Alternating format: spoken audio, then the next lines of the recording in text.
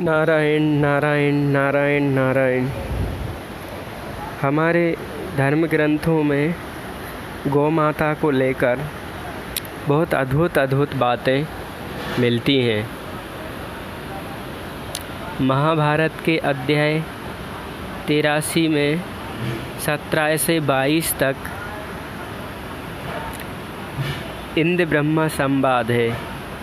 देवराज इंद्र के पूछने पर ब्रह्मा जी ने कहा था, गौ को यज्ञ का अंग और साक्षात यज्ञ ही कहा गया है। इनके बिना किसी भी प्रकार यज्ञ नहीं हो सकता। ये अपने दूध और घी से प्रजा का धारण पोषण करती हैं और इनके पुत्र समाज के खेती के बैल वजन ढोने के काम आते हैं और विविध प्रकार के अन्न और बीज पैदा करते हैं। उनसे यज्ञ होते हैं और हव्य कव्य का कार्य संपादित होता है। उन्हीं से दूध दही और घी मिलता है। ये गौएं बड़ी ही पवित्र होती हैं और बैल बेचारे भूख प्यास का कष्ट सहकर भी भांति भांति का बोझ ढोते रहते हैं।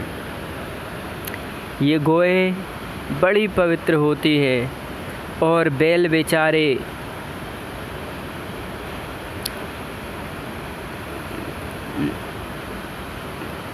अपने मूत्र गोबर और शरीर से खेत उपयोगी लोक उपयोगी होते हैं।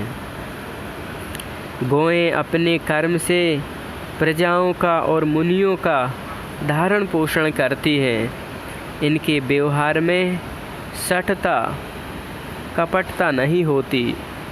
वे सदा पवित्र कर्म में ही लगी रहती हैं। इसलिए हे देवराज, गौएं हम सब लोगों के ऊपर गौलोक में निवास करती हैं। उनका लोक हम सब लोगों से भी ऊपर है।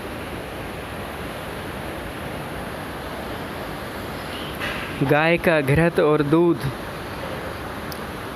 देने वाली घृत की उत्पत्ति स्थान, घृत को प्रकट करने वाली घृत की नदी और घृत की भंवर रूप है। वे सदा मेरे घर में निवास करें। घृत सदा मेरे हृदय में रहे, मेरी नाभि में रहे, मेरे अंगों में रहे और मेरे मन में स्थिर रहे। गाय सदा मेरे आगे रहे, गाय सदा मेरे पीछे रहे, गाय मेरे चारों ओर रहे और मैं गायों के बीच निवास करूं। जो मनुष्य प्रतिदिन ऐसा भाव बनाता है वह पवित्र होने लगता है। जीवन दान से बढ़कर और कोई दान नहीं है। वायु पुराण में आता है। इसलिए सब प्रकार से यत्न करके प्राण दान देना चाहिए। अहिंसा सब फल देने वाली है, परम पवित्र है। प्राणियों को जीवन दान देना चाहिए। अहिंसा व्रत अपनाना चाहिए। बलि की अपेक्षा दया महत्वपूर्ण है। मैं चाहता हूँ कि लोग बलि की अपेक्षा दया को अधिक महत्व दें। यह समझें कि जोश में आकर बलिदान समर्पण करने की अपेक्षा परमात्मा का अधिक ज्ञान ही प्रथम वांछनीय है।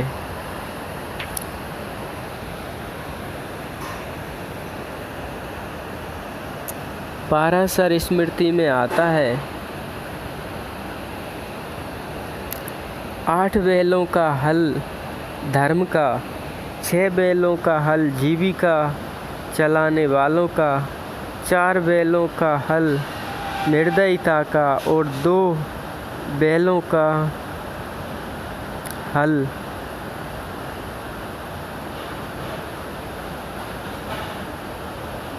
जोतने वाले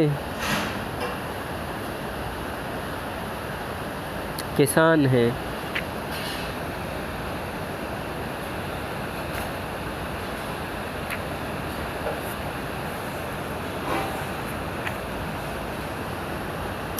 भगवान श्री कृष्ण, भगवान राम और राम जी के पूर्वज प्राचीन काल से भारतवासी गोधन को ही मुख्य धन मानते आए हैं और हर प्रकार से गौ संवर्धन, गौ पालन करते थे। वेदों से लेकर सभी आर्ष ग्रंथों में गौ महिमा और गौ पालन के उपदेश, गोपालकों के इतिहास भरे हैं।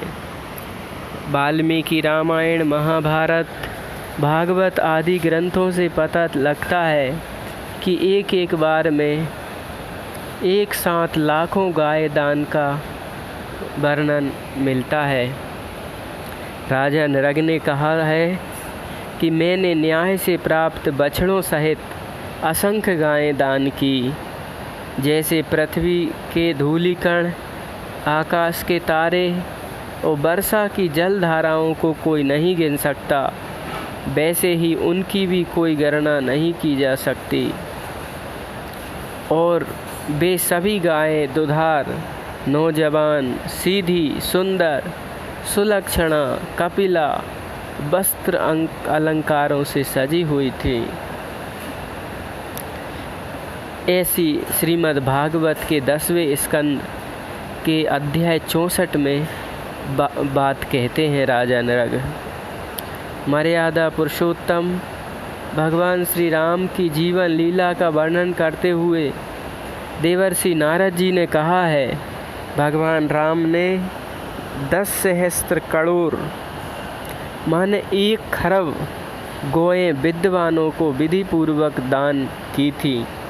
ऐसा वाल्मीकि रामायण के पहले कांड के पहले ही उसमें 14वें श्लोक के अंतर्गत आता है। भगवान जब वनवास को जाने लगे तब उनके पास एक दरिद्री ब्राह्मण आ गया जिसका नाम त्रिजट था। उसने आकर याचना की तो भगवान ने कहा, विप्रवर, आप अपना डंडा जितनी दूर फेंक सकेंगे वहाँ तक की सारी गायें आपको मिल जाएंगी। कमज़ोर दुबले ब्राह्मण ने बड़े जोर से घुमाकर डंडा फेंका। ब्राह्मण के हाथ से छूटा वह डंडा सरयू के उस पार हजारों गायों की गोष्ठी में जाकर गिरा। तब भगवान ने त्रिजट का सम्मान करके वहाँ तक की सारी गायें उनके आश्रम में भिजवा दी। वाल्मीकि रामायण के अयोध्या कांड के सर्ग 32 में यह बात आती है। भागवत में आता है, भगवान श्री कृष्ण प्रतिदिन संध्या तर्पण और गुरुजनों का पूजन करके इसके उपरांत पहले ब्याई हुई दुधार बछड़ों वाली सीधी शांत वस्त्रालंकारों से सुसज्जित 13,084 गायों का दान किया करते थे। यह श्रीमद् भागवत के 10वें स्कंद के 70वें अध्याय में बात आती है। भगवान प्रतिदिन संध्या वंदन के बाद गायें दान करते थे। महात्मा पांडव जब अज्ञातवास करने के लिए छद्म वेश धारण करके राजा विराट के यहाँ गए, उस समय सहदेव ने अपने को पांडवों का तन्नीपाल नामक गोध्यक्ष बतलाकर 5 पांडवों में सबसे बड़े युधिष्ठिर महाराज के यहाँ गायों के 10,000 वर्ग थे, जिनमें प्रत्येक में 8-8 लाख गाय थी। युधिष्ठिर महाराज के 10,000 वर्ग में 8-8 लाख गायें थी। लाख और 2-2 लाख गायें भी बहुत वर्ग थे। उन सभी गायों की देखभाल मैं करता था, ऐसा सहदेव बता रहे हैं वहाँ के राजा को। तो गाय ही असली संपदा होती थी राजाओं की। ऐसी बात महाभारत में आती है राजा विराट से मिलते समय। तो गौ रक्षा और गौ सेवा से हमारा देश चलता था। जितनी ज़्यादा गाय उतनी ज़्यादा संपत्तिशाली राजा होते थे। हिंदुस्तान जैसे मुल्क में, भारत की तपोभूमि, ऋषि भूमि, भगवत अवतार की भूमि में, जहाँ जीव धर्म का पालन करने वाले असंख्य मनुष्य बसते हैं, जहाँ करोड़ों मनुष्य गाय को माता के समान मानते हैं, वहाँ की गाय यह दुर्दशा, वहाँ के गाय नंदी का वध होना, दूध का अभाव, कमी रहना, गाय के दूध में मिलावट, वहाँ की गरीबों के लिए दूध का टोटा, इसमें किसको दोष दिया जा सकता है? इसमें ना पूरे जिम्मेदार मुस्लिम हैं, ना पूरे अंग्रेज, इसमें दोष तो हिंदुओं का भी है। गाय के दूध को, घी को यदि हम अनिवार्य अपने जीवन में लाने का कर लें तो भी बहुत बड़ा काम हो सकता है।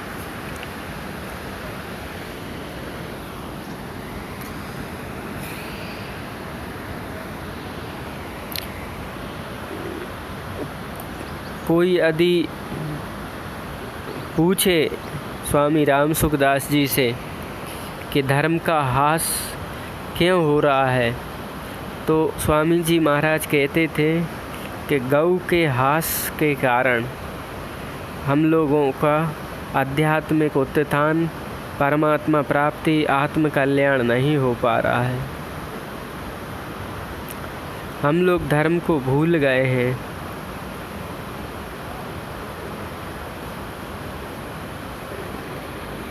धर्म तो दया में बसता था।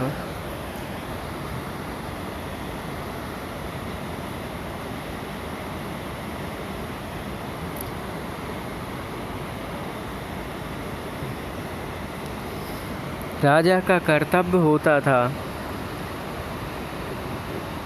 कि राज्य में बिकने वाली तमाम गायों को अधिक से अधिक कीमत दे के खरीद ले और राज्य व्यवस्था से उनका पोषण करें। राज्य में मुख्य शहरों में दुग्धालय चलाकर सस्ता दूध गायों का उपलब्ध करवाए या सरकारी ऑफिसों, स्कूलों में उपलब्ध करवाए। आदर्श पशुशालाएं खोली जाएं और पालन पोषण के लिए रोजगार दिया जाए। गोबर और मूत्र से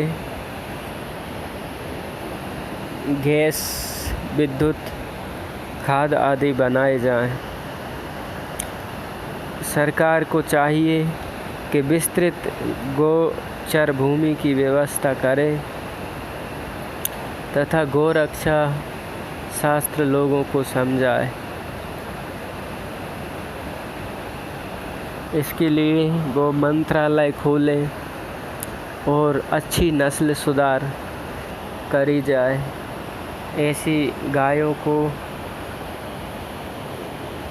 ऐसे नंदियों को तैयार किए जाएं कि जिससे लोगों को अधिक लाभ गायों से मिल सके।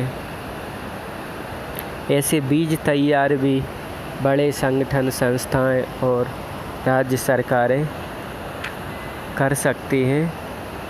उत्तम नंदियों का बीज से उत्तम जनरेशन बनाई जाए। नारायण नारायण।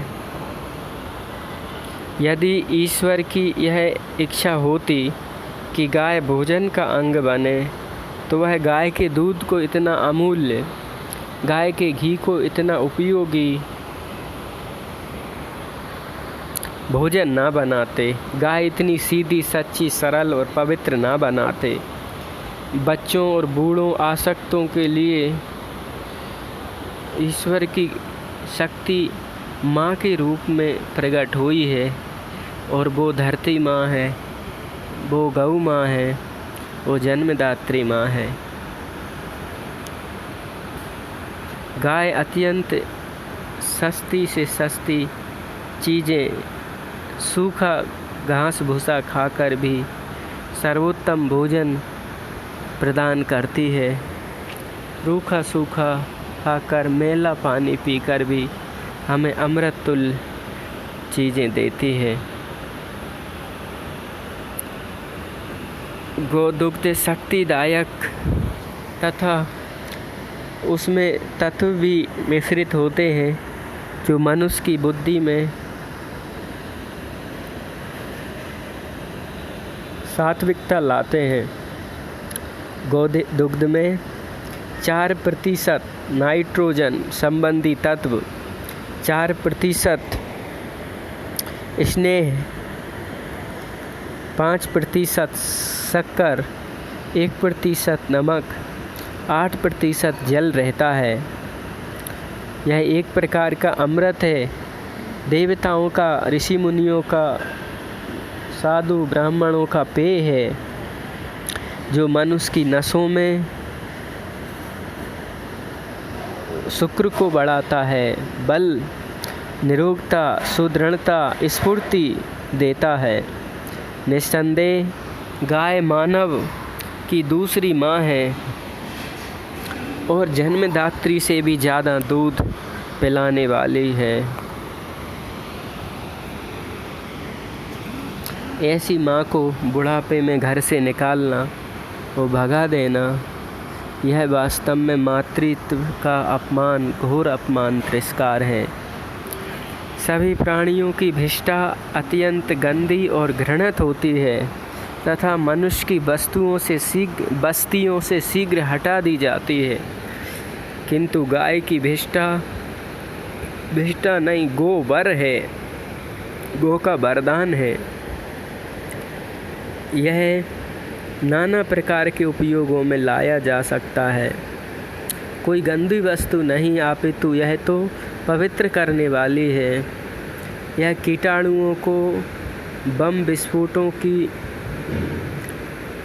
गंदी गैसों को भी बेअसर करने वाली, मोबाइल की घातक तरंगों को भी रोकने वाली है।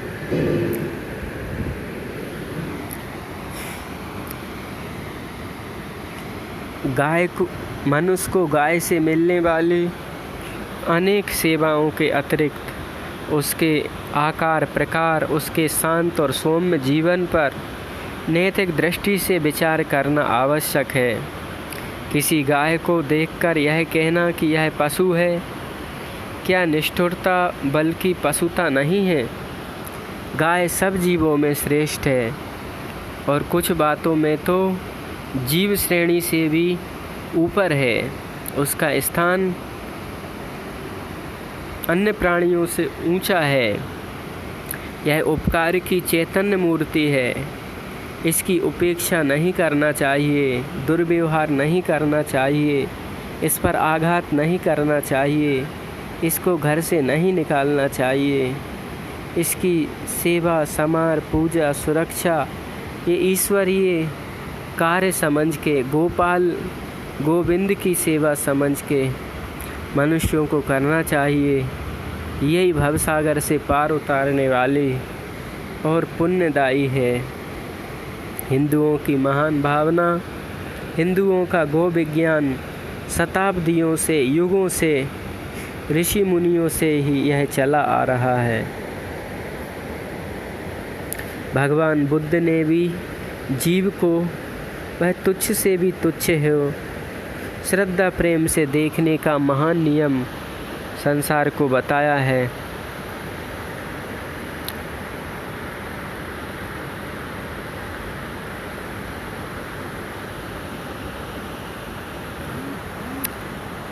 भगवान श्री कृष्ण ने भी गाय तथा उनके बच्चों को अत्यंत पवित्र भूमि पर अपना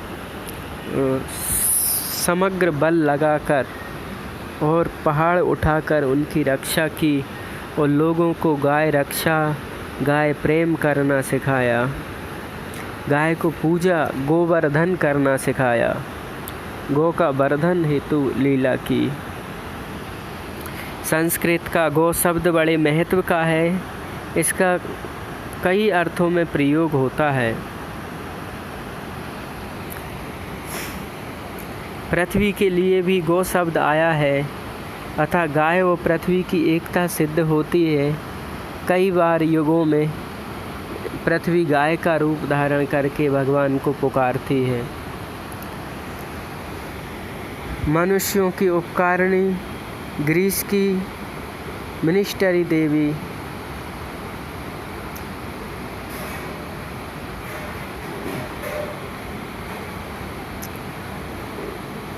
सूर्य की प्रभा, सूर्य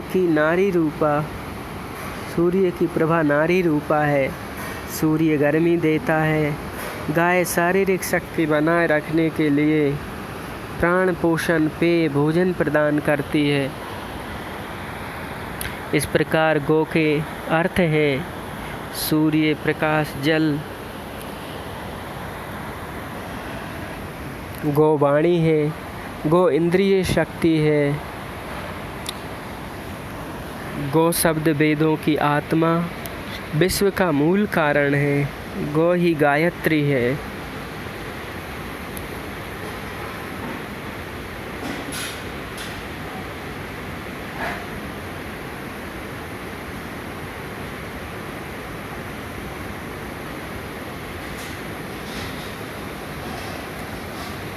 गाय की बड़ी महिमा है। अथर्ववेद और ऋग्वेद में गाय की बड़ी महिमा आती है।